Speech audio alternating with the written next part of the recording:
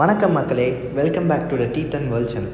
So இந்த வீடியோவில் நம்ம என்ன கவர் பண்ண போகிறோன்னா மேட்ச் 60 சீரீஸ்க்கான சீசன் 2 மேட்ச் 2 தான் கவர் பண்ண போகிறோம். ஸோ இந்த மேட்ச் நம்ம கவர் பண்ணுறதுக்கு முன்னாடி எல்லோரும் நம்ம டெலிகிராம் சேனலை சப்ஸ்கிரைப் பண்ணாதவங்க சப்ஸ்கிரைப் பண்ணுங்கள்.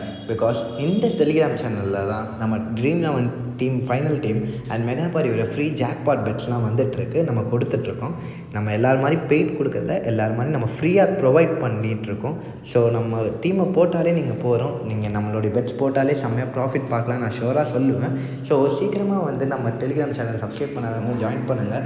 ஸோ நீங்கள் T10 வேர்ல்ட் அப்படின்னு சர்ச் பண்ணாலே கண்டிப்பாக வந்துடும். அந்த அதையும் தாண்டி நம்மளுடைய டெலிகிராம் சேனல் லிங்க்கை நம்ம டிஸ்கிரிப்ஷனில் கொடுத்துருக்கேன். ஸோ ஜாயின் பண்ணாதவங்க சீக்கிரமாக ஜாயின் பண்ணுங்கள்.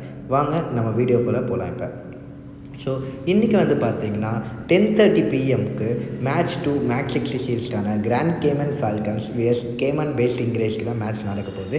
இது எங்கே நடக்க போகுதுன்னு பார்த்தீங்கன்னா கேமன் ஐலண்ட்ஸில் இருக்க ஜிம்மி பவுல் ஓவல் கிரவுண்டில் தான் நடக்க போகுது. ஸோ இப்போ கிராண்ட் கேமன் ஃபால்கன்ஸோட பிளேயிங் 11ஸில் வந்து பார்க்கலாம். ஸோ ஆடம் ராசிங்டன் இவர் வந்து ஒரு right hand batsman. 4 innings play பண்ணி 33 ரன்ஸ் அடித்து 8 ஆவரேஜ் வித் 132 ஸ்ட்ரைக் ரேட் வச்சுருக்காரு. இவருடைய வந்து லாஸ்ட்டு 5 மேட்சஸ் ரீசன்ட் ஃபார்ம் வந்து பார்த்திங்கன்னா 4 runs 31 runs 13 runs 4 runs 18 runs அடிச்சிருக்காரு. அப்புறம் வந்து பார்த்திங்கன்னா சந்திரா பால் ஹேமராஜ் இவரும் வந்து ஒரு left hand batsman. 7 innings play பண்ணி 125 ரன்ஸ் அடித்து 21 ஆவரேஜ் வித் 171 ஸ்ட்ரைக் ரேட் வச்சுருக்காரு. T10க்கான சரியான ஸ்ட்ரைக் ரேட் வச்சுருக்காரு இவர். ஸோ இவருடைய லாஸ்ட் 5 ஃபார்ம் வந்து பார்த்திங்கன்னா ரீசன்ட் ஃபார்ம் வந்து பார்த்திங்கன்னா 11 runs 13 runs 4 runs 7 runs 1 run அடிச்சிருக்காரு. நெக்ஸ்ட்டு வந்து பார்த்திங்கன்னா லெஃப்ட் ஹேண்ட் பேட்ஸ்மேன் கேமரான் டெல்பாட் இவர் வந்து பார்த்திங்கன்னா 17 இன்னிங்ஸ் ப்ளே பண்ணி 228 ரன்ஸ் அடித்து 16 ஆவரேஜ் வித் 148 ஸ்ட்ரைக் ரேட் வச்சுருக்காரு. இவருடைய லாஸ்ட் 5 ரீசன்ட் ஃபார்ம் மேட்சஸ் வந்து பார்த்திங்கன்னா 8 runs 30 runs 3 runs 9 runs 29 runs அடிச்சிருக்காரு. அப்புறம் வந்து பார்த்திங்கன்னா பேட்ஸ்மேன் ஜாக் டெய்லர் இவர் வந்து ஒரு ரைட் ஹேண்ட் பேட்ஸ்மேன்.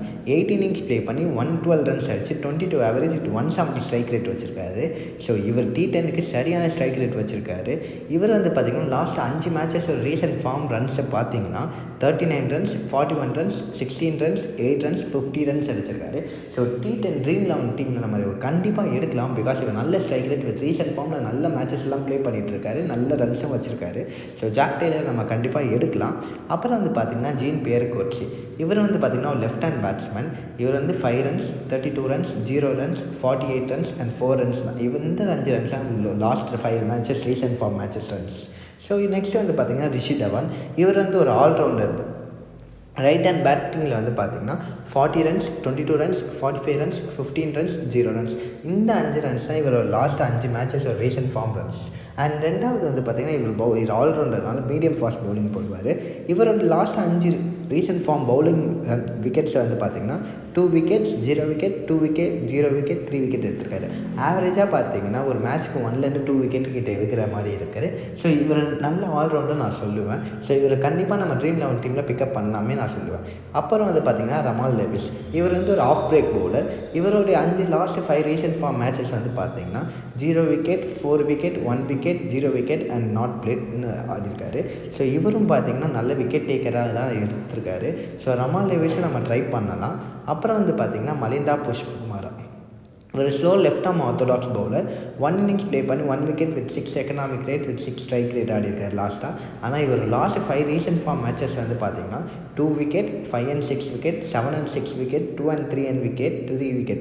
ஸோ இவர் பார்த்திங்கன்னா ஒரு மேட்ச்சுக்கு ஆவரேஜாக 2லேருந்து 3 wicket மேலே எடுக்கிறாரு. ஸோ கண்டிப்பாக நம்ம ட்ரீம் 11 பெரிய இதாக இருக்கும் இவரோட இம்பேக்ட்டு. ஸோ மலிண்டா புஷ்பகுமாராவை வந்து யாருமே விட்டுறாதீங்க, ஏன்னா பிகாஸ் சரியான பவுலர் இவர் நான் சொல்லுவேன். அப்புறம் வந்து பார்த்திங்கன்னா ரோமியோ டங்கா இவர் வந்து பார்த்திங்கன்னா ஒரு ஆல்ரவுண்டர். இவர் வந்து லெஃப்ட் ஹேண்ட் பேட்டிங்கில் வந்து பார்த்திங்கன்னா லாஸ்ட் 5 ரீசன்ட் ஃபார்ம் மேட்சஸ் வந்து பார்த்திங்கன்னா 1 run not plate 11 runs 12 runs 3 runs அடிச்சிருக்காரு. இவர் ஒரு மீடியம் பவுலர் தான். ஸோ இவர் வந்து பார்த்திங்கன்னா பவுலிங்கில் வந்து 3 wicket 1 wicket not 0 wicket 2 wicket 3 wicket எடுத்திருக்காரு. பவுலிங்கில் வந்து பார்த்திங்கன்னா ஆவரேஜாக ஒரு மேட்ச்சுக்கு 2 wicket கிட்ட எடுக்கிறாரு.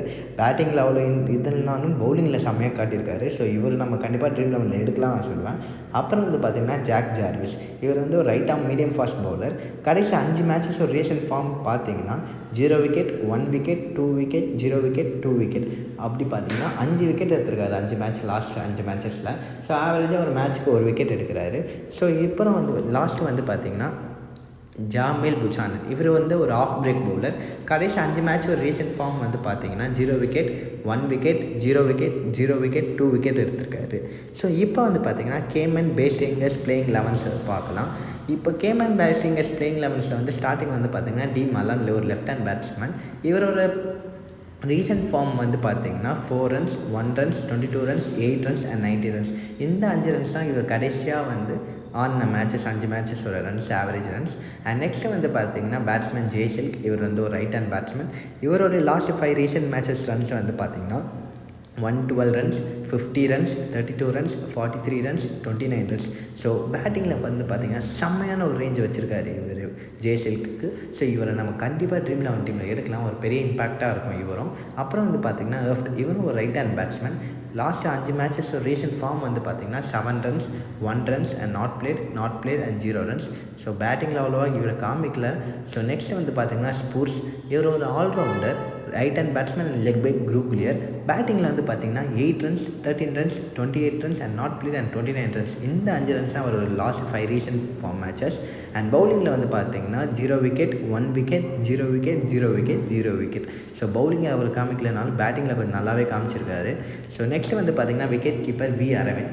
இவர் ஒரு ரைட் ஹேண்ட் பேட்ஸ்மேன். கடைசி 5 மேட்சஸ் ஒரு ரீசன்ட் ஃபார்ம் வந்து பார்த்திங்கன்னா 3 runs, 19 runs, 16 runs, 11 runs and 18 runs அடிச்சிருக்காரு. அப்புறம் வந்து பார்த்திங்கன்னா பி ஹோப். இவர் வந்து ஒரு ஆல்ரவுண்டர். இவர் வந்து பார்த்திங்கன்னா ஒரு ரைட் ஹேண்ட் பேட்டிங்கில் வந்து பார்த்திங்கன்னா 6 runs, 9 runs and 869 runs, 32 runs and 2 runs அடிச்சிருக்காரு. பவுலிங்கில் வந்து பார்த்திங்கன்னா இவர் ரைட் ஆம் மீடியம் பவுலர். விக்கெட் இது வரைக்கும் எந்த மேட்சஸ்லையும் எடுக்கல கடைசி 5 மேட்சஸில். ஸோ இவர் பவுலிங்கில் வந்து கொஞ்சம் புவராக தான் இருக்கிறாரு. ஸோ அப்புறம் வந்து பார்த்திங்கன்னா மணிவண்ணன் பார்த்திங்கன்னா ஒரு ஆல்ரவுண்டர், ரைட் ஹேண்ட் பேட்ஸ்மேன். பேட்டிங்கில் வந்து பார்த்திங்கன்னா எந்த மேட்சஸ் லாஸ்ட் ஒரு 5 மேட்சஸ் அவ்வளோ ப்ளே பண்ணலை. ஒரே ஒரு மேட்சஸ் மட்டும் ப்ளே பண்ணியிருக்காரு. அதில் 4 ரன்ஸ் அடிச்சிருக்காரு. பவுலிங்லேயும் வந்து பார்த்திங்கன்னா எந்த மேட்சஸுமே ப்ளே பண்ணல. ஒரே ஒரு மேட்ச் பவுலிங் போட்டிருக்காரு. அதில் விக்கெட் டேக்கிங் இல்லை இவர். ஸோ நெக்ஸ்ட் வந்து பார்த்திங்கன்னா ஜே பேக்கர். இவர் வந்து ஒரு wicket keeper, right hand batsman. So இவர் லாஸ்ட் 5 ரீசன்ட் மேட்சஸ் வந்து பார்த்திங்கன்னா 94 runs, 55 runs, 15 runs, 54 runs, 30 runs அடிச்சிருக்காரு.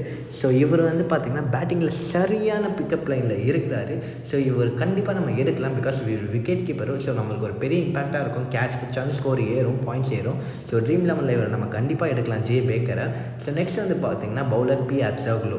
இவர் வந்து பார்த்திங்கன்னா கடைசி ஒரு லெக் பேக் குரூக்லியர். இவருடைய கடைசி 5 மேட்ச் ஒரு ரீசன்ட் ஃபார்ம் வந்து பார்த்திங்கன்னா 1 wicket, 0 wicket, 0 wicket, 0 wicket, 0 wicket. So கடைசியான மேட்ச் மட்டும்தான் ஒரே ஒரு விக்கெட் எடுத்திருக்காரு. வேறு எந்த மேட்ச்லாம் ஒரு விக்கெட் எடுக்கல. அப்புறம் வந்து பார்த்திங்கன்னா அஹ்மத். இவர் வந்து ரைட் ஆம் ஃபாஸ்ட் மீடியம் பவுலர். இவர் வந்து பார்த்திங்கன்னா 2 மேட்சஸ் தான் ப்ளே பண்ணியிருக்காரு அண்ட் 0 விக்கெட் எடுத்திருக்காரு. ஆனால் இவருடைய வந்து பார்த்திங்கன்னா எக்கனாமிக் ரேட் கொஞ்சம் ரொம்பவே கம்மி. ஸோ இவரை நம்ம பிக்கப் பண்ணலாம் சம்டைம்ஸ் நான் சொல்லுவேன். ஆனால் வந்து ரொம்ப கம்மியாக எடுத்துக்கோங்க. நெக்ஸ்ட் வந்து பார்த்திங்கன்னா சிமோன்ஸ். இவர் வந்து பார்த்திங்கன்னா left arm fast medium bowler.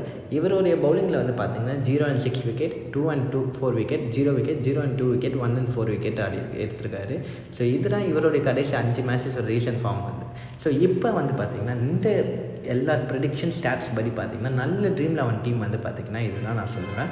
Wicket கீப்பரில் வந்து பார்த்திங்கன்னா ஏ ராசிங்டன் எடுத்திருக்கேன். பேட்டர்ஸில் வந்து பார்த்திங்கன்னா ஜெய்சில்க் and David Malan, Jack Taylor and Hemraj எடுத்திருக்கேன். ஆல்ரவுண்டரில் வெறும் ஸ்போர்ட்ஸை மட்டும் எடுத்து பவுலிங்கில் இப்போ நான் நல்லாவே காமிச்சிருக்கேன். மலிந்தா புஷ்பகுமாரை நான் சொன்ன மாதிரியே எடுத்திருக்கேன் கண்டிப்பாக. அண்ட் லெவிஸ் எடுத்திருக்கேன், சிமோன்ஸ் எடுத்திருக்கேன் அண்ட் பி அட்சோக்லோ அண்ட் ஜாக் ஜார்விஸ் எடுத்திருக்கேன். So captain and vice captain நான் வந்து டி மலானியும் ஹேம்ராஜையும் நான் ட்ரை பண்ணியிருக்கேன்.